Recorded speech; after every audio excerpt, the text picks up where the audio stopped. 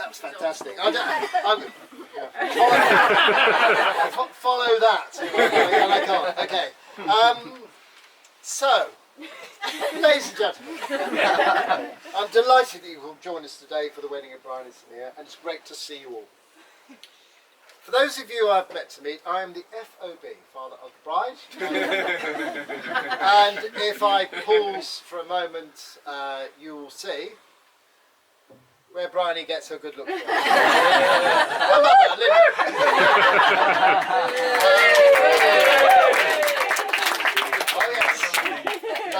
And didn't Linda do a great job earlier of marrying?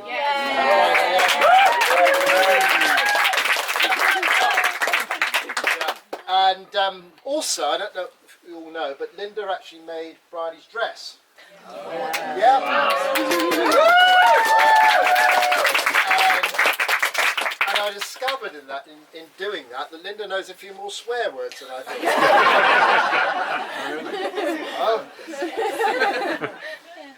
And yeah, so can I though start by thanking all of you for coming. I know some of you have come very far, Vancouver in some cases, and Newcastle. That's a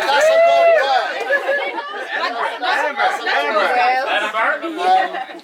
And of course, Shashi and Chandra for hosting this wonderful event at their home. It's been fantastic. And also, I haven't put this in here, but I'd also like to thank all those who have basically mucked in. This has been a really group wedding, hasn't it? It's been and it's been fantastic for that. So thank you for everyone who's actually done something today for this. Now, some of you will know I'm quite used to standing up in front of a group of people, speaking. Sort of lecturing. I could give you a talk on the Spitfire, but I won't at the moment. We won't thank you for that. The elliptical wings. Yeah. But this is the first time I've done this, and if I make a great job of it, I might get a repeat booking.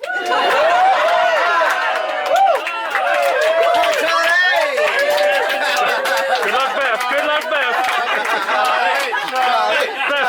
Bethany. Under pressure. She'll find the right one eventually. I'll probably use some of the same material again as well. Now they say when you give a speech, there are a number of things you've got to remember. One is to know your audience. That's great. Well, I'm getting to know you guys now.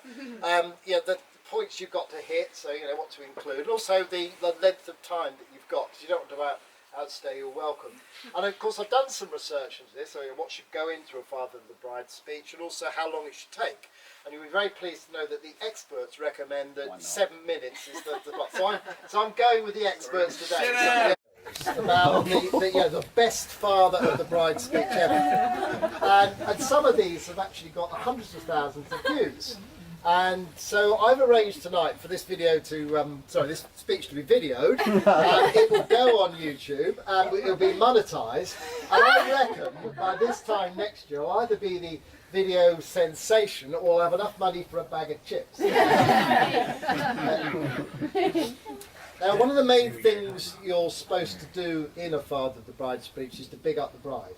Now, I have no problem with doing that because I have been, for the last 32 years, I've been my daughter's #1 fan. Yeah, you agree? No. Very true. Very true. But now I've got... Now I'm #1. But maybe Samir is going to be taking that over. Yeah. Now, right from the time that Bryony was born, she's always been a beautiful girl. Yeah? Always. From the time that I was given her in that delivery room at Peterborough District Hospital, there she was, perfectly formed, gently blowing bubbles. She's been great. She was always quick to do stuff, to crawl, to walk, to write her first symphony. And we quickly realised that Bryony Victoria G was really something very special. Her interest in education was always very apparent. When she went to Jack and Jill Nursery School in Peterborough, she would literally, the door would open and she'd disappear inside without a backward glance. And little later on, she a number of times she amazed Linda and I by appearing ready dressed for infant school at 6 o'clock in the morning by our bed. Yeah, she was really very keen. And the other thing, of course, that was great for me was the parents' evenings. The parents' evenings are always a joy because it was a question of just going in and hearing all the teachers saying, "Oh, Bridie's great, Bridie," and it allowed me to bask in the totally unearned reflected glory. As a child, Bryony was always something of a tomboy. She had no fear of heights. She could climb anything, and she used the one feature that I gave her, long legs, to great advantage. Everything else is down to mummy. I've got the long legs. And she quickly got into dancing. So dancing was kind of one of her things. She ballet, tap, modern, country. She did them all. She took part in lots of dance shows with her sister and Diana. And now many of you will know that she does a form of belly dancing. Which is kind of ironic, really, because Bridie doesn't have a belly and I do. I can teach you. I can teach you how to get a belly. Bridie's svelte figure is probably a lot to do with her diet. Now, she's been for many years. Diet, yeah. I didn't think I was going to get a laugh for that. Nowadays, that Bridie's been a committed vegetarian for some years now. But this isn't a recent thing, because even when she was young, when other kids were tucking into the chicken nuggets and beans and chips, Bridie would have. We go to a restaurant, she'd order the vegetarian platter, to the amazement of restaurant staff, but then she was always keen on her roughage. Regular. Yeah, absolutely. And the other thing was, Bridie's particularly lethal in a pick-your-own strawberry field. Yeah. You take Bridie to a pick-your-own strawberry, she would eat her own weight in strawberries. And they're very disappointed to see her come in. The other thing is with Bridie's diet, she's the person I've got to thank for introducing me to the delights of Linda McCartney sausages and £4 burgers. Thanks, Bridie. The other thing I particularly wanted to highlight, I've cocked up here. Made a mistake. First one in your entire career, you're allowed. And you wouldn't have known otherwise. Now, I wanted to mention Bridie's artistic talents, which are actually demonstrated all around here. The flowers and the notices when they came in. That was all brilliant. But the thing that I most treasure about Bridie's artistic talents are her cards. As a father, twice a year I get homemade, specially conceived cards. Every Father's Day, every birthday. I've kept them all. I have them here today. I was going to show you some of them, but no, Bridie, they're fantastic. I cherish them, and thank you so much for doing them. They're brilliant.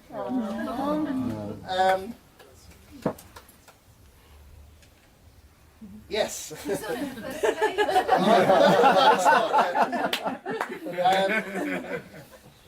Time slows down. I told you, 7 minutes is all you have. Closer to a black hole. Linda and I are tremendously proud of the caring and thoughtful young person that Bridie has come today, and we consider ourselves very, very lucky to call her our daughter. One final thing I'd like to praise my wonderful daughter on is her choice of husband.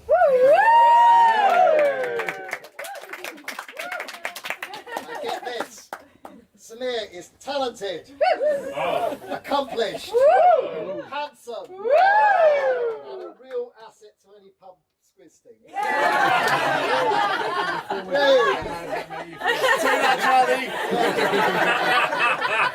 And also very competitive. How's that? Oh, thank you. Oh, good. The check's in the post? Yeah, thank you. No, seriously though, Samir is great son-in-law material. Great son-in-law material. Credit to his parents. And Linda and I have really got to love getting to know him and starting to get to know the rest of his family over the last few years. Now, apparently, I'll get towards the end now. Apparently, tradition dictates at this point I should offer some words of wisdom to the couple. But despite having the benefit of 35 years of very happy and successful marriage, I feel somewhat unable to do this. However, I would like to think that our happy marriage has given our children the sort of safety and security that my sister and I enjoyed from my parents. Yes, Vanessa? That's right. Yeah. However, I think really I got lucky the day that I went to Leicester University and sat down in the dining hall on the first day and met my wife sitting opposite me. My now wife sitting opposite me. So my succinct piece... Did I get that right? So my succinct piece of advice is to listen to each other. Okay. Unfortunately, one thing that Bryony and I share is the ability to sort of mentally drift off, and perhaps not concentrate when we're in smoking this trait has frequently got me into trouble. As I claim to have hung on my wife's every word, but I frequently fall off. So may I conclude by thanking you all for listening to me today and to ask you to be upstanding for the toast. And the toast is, Bryony and Samir, may they have a long and happy marriage.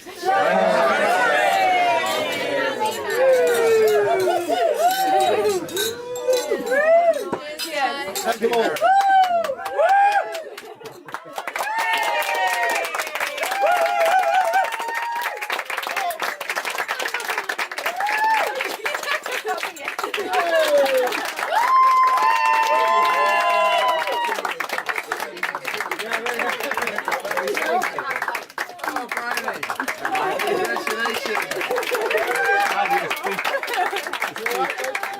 Next time will be even better now. It'll be better now.